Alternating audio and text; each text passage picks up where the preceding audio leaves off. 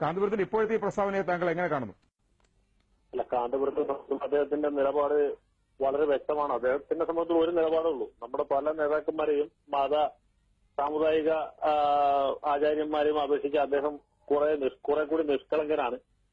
അദ്ദേഹത്തിന്റെ അഭിപ്രായങ്ങൾ അദ്ദേഹം തുറന്നു പറയുന്നു എന്ന് മാത്രമേ ഉള്ളൂ. അദ്ദേഹത്തിന് യാഥാസ്ഥിതികൻ എന്ന് വിളിക്കുന്നതിൽ അദ്ദേഹത്തിന് എന്തെങ്കിലും ഒരു കുറവുള്ളതായിട്ട് അല്ലെങ്കിൽ ഒരു പോരായ്മയായിട്ട് അദ്ദേഹത്തിന് തോന്നിയിട്ടില്ല. അദ്ദേഹം യാഥാസ്ഥിതികനാണ്. യാഥാസ്ഥിതികമായ അഭിപ്രായങ്ങൾ അദ്ദേഹം തുറന്നു പറയുന്നു.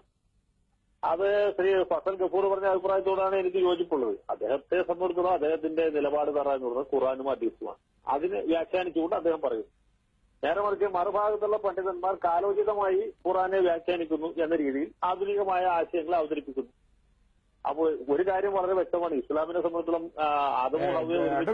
ഇതിലൊരു അപകടമില്ലേ? കാരണം കേരളത്തിലെ പ്രബലനായ ഒരു മതസംഘടനയുടെ നേതാവാണ് അദ്ദേഹം. ഒരുപക്ഷെ പൊതുസമൂഹത്തിന് മുമ്പിൽ അദ്ദേഹത്തിന്റെ അഭിപ്രായങ്ങൾ എങ്ങനെ വിലയിരുത്തും എന്ന് പോലും ഒരുപക്ഷെ അദ്ദേഹം ആശങ്കപ്പെടേണ്ടതുണ്ട്.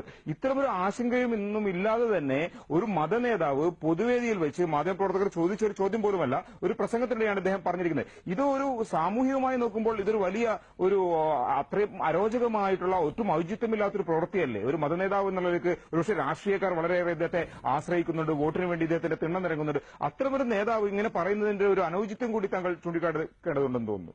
അതെ, ഞാൻ അതിലേക്കാണ് വന്നത്. കാരണം ഇവിടെ മറ്റ് ആളുകൾ പറഞ്ഞ പോലെയല്ല. ഇപ്പൊ ആദമും ഹവ്വയും ഒരുമിച്ച് പാപം ചെയ്യുമെന്നൊക്കെ പറയുമ്പോഴും ഇസ്ലാം മതത്തെ സംബന്ധിച്ചിടത്തോളം, ക്രിസ്തു മതത്തെ ഒരു വലിയ പരിധി വരെ ഹിന്ദു മതത്തെ സംബന്ധിച്ചിടത്തോളം ഇതെല്ലാം പുരുഷാധിപത്യത്തിൽ അധിഷ്ഠിതമാണ്. ഇസ്ലാം മതം വളരെ വ്യക്തമായിട്ട് പുരുഷാധിപത്യം പ്രൊപ്പഗേറ്റ് ചെയ്യുന്ന ഒരു മതമാണ്. അപ്പൊ അദ്ദേഹം ഖുറാനിലും ഹദീസിലും കാണുന്ന കാര്യങ്ങൾ അതേപടി പറയുന്നു. മറ്റുള്ളവർ അതിൽ അല്പം മായം ചേർത്ത് പുരോഗമനവാദികളായിട്ട് അഭിനയിക്കുന്നു. ഇത്ര വ്യത്യാസമുള്ളൂ. ഇനി ആ ഒരു കാര്യം കൂടി പറയാം.